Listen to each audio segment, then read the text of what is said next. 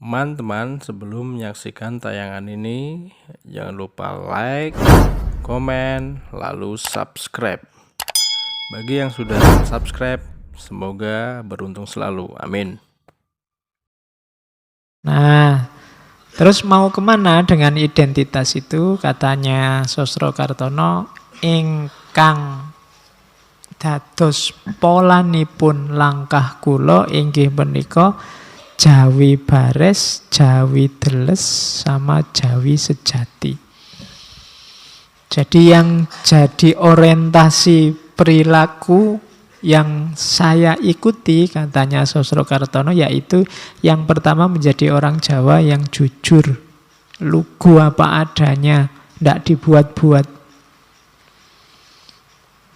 Mungkin ada di antara teman-teman satu dua yang dibuat-buat.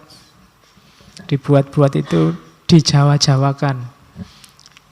Mungkin ngomongnya, kan ada itu kadang-kadang artis syuting, dia bukan orang Jawa terus dijawa-jawake.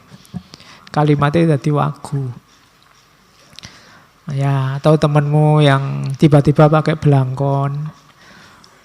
Ya, padahal penghayatan hidupnya bukan penghayatan hidup Jawa, gayanya juga tidak kayak Jawa, tapi ya terus kemana-mana pakai belangkon mungkin. Itu tidak apa adanya.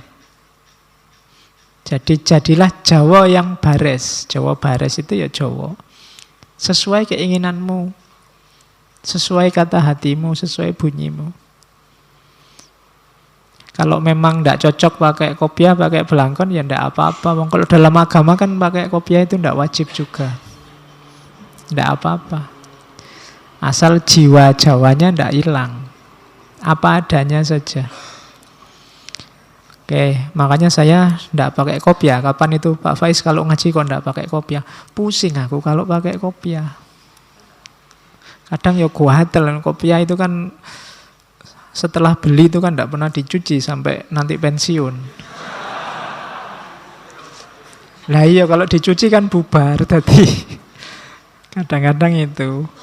Terus cuma tak jawab, nanti kalau saya pakai kopiah, aku mau anggap ustadz tenanan. Nanti mau anggap kiai tenanan. Wong ini yo cuma acting jadi ustadz deh. Jadi ndak usah dianggap ustadz beneran. Apa adanya memang begini. Nanti kalau tiba-tiba aku datang ke sini pakai surban, pakai jubah, kamu malah kaget. Iya, pinginnya yang ini apa adanya, santai. Nah, itu maksudnya Sosrokartono, Jawa bares, apa adanya, jujur. Kalau tidak cocok bilang tidak cocok, tidak srek bilang tidak srek. Sesuai nilai-nilai Jawa. Yang kedua, Jawa deles. Jawa seutuhnya. Deles itu ya di situ terjemahnya yang benar, yang apa? Yang sesuai Jawa yang sejati, yang seutuhnya utuh. Jangan milih jadi orang Jawa pas apa, milih jadi apa pas apa. Tidak utuh masuknya. Nyari yang menguntungkan saja. Nah, itu berarti bukan Jawa deles. Yang ketiga Jawa sejati. Jawa sejati itu ya masuk sedalam-dalamnya. Jadi yang aslinya, yang sejati. Bukan tempelan, bukan cuma acting jadi orang Jawa. Tapi memang jiwanya, memang jiwa Jawa. Jawa itu kan peradaban yang apa? Yang termasuk peradaban tua. Apalagi kalau kamu ngitungnya sampai sekitar 200 ribuan tahun sebelum Masehi. Kayak ceritanya Plato itu kan mungkin letaknya tidak jauh-jauh dari Indonesia ini. Kalau dilihat dari geografisnya, peradaban namanya Atlantis. Yang itu habis karena bencana alam ketika gunung berapi jejer-jejer itu mulai dari ujung barat sampai ujung timur meletus bareng zaman itu. Terus peradabannya habis, padahal itu ceritanya peradaban Jawa zaman itu peradaban yang luar biasa. Katanya Plato, meskipun Plato nggak nyebut nama Jawa. Tapi beberapa ilmuwan meneliti secara geografis mungkin itu Jawa. Kalau ilustrasinya Plato, majunya Atlantis zaman dulu itu ngalah-ngalahi dunia modern hari ini. Zaman dulu ada listrik, tapi listriknya ndak pakai daya alam, pakai daya manusia. Daya mentalnya manusia yang bisa mengendalikan energi, kemudian bisa melahirkan listrik. Lu jangan salah, cerita-cerita orang sakti itu kan dulu begitu-begitu. Jadi ada orang yang ditembak tidak mempan, itu ada benar. Kan ada cerita pesawatnya Belanda cuma dituding saja, jatuh loh.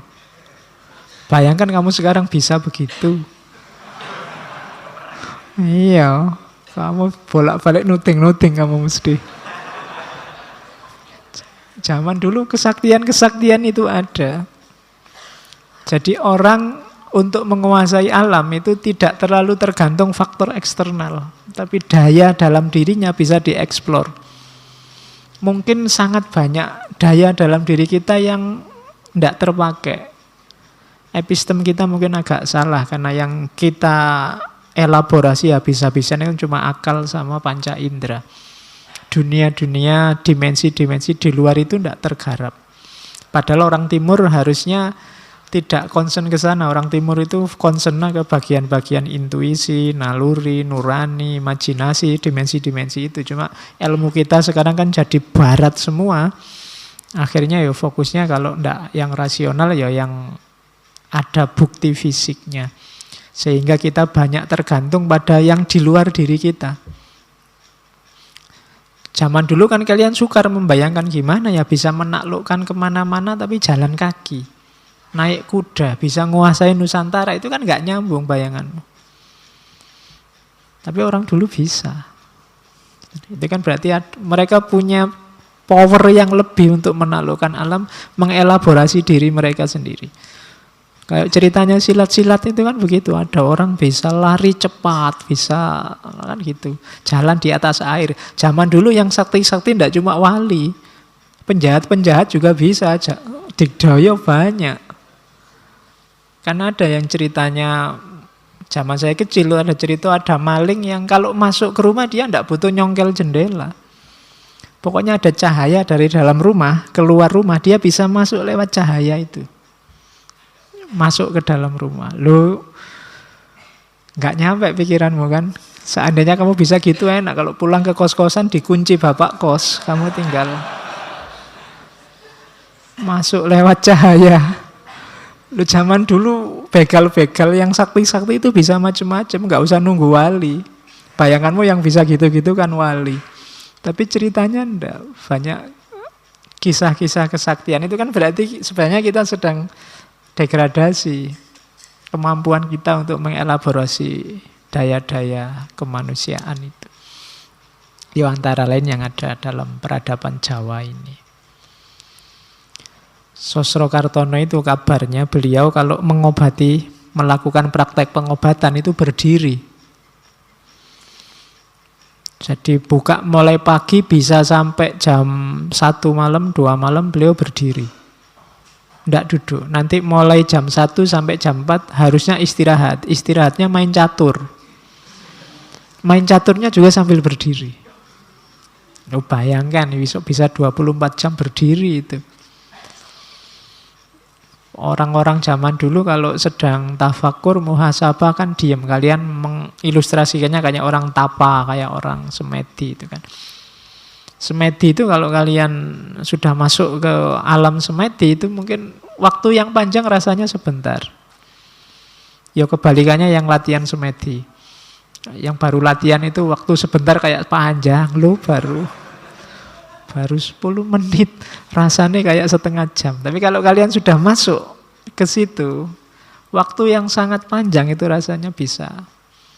Perasaan baru sebentar sudah sore. Bisa begitu. Kalau kalian mau coba silakan, kan banyak sekarang teknik-teknik semedi. Nah, itu dunia batinnya Jawa. Pola perilaku. Jadi orang Jawa yang bares, jadi orang Jawa yang deles, jadi orang Jawa yang sejati.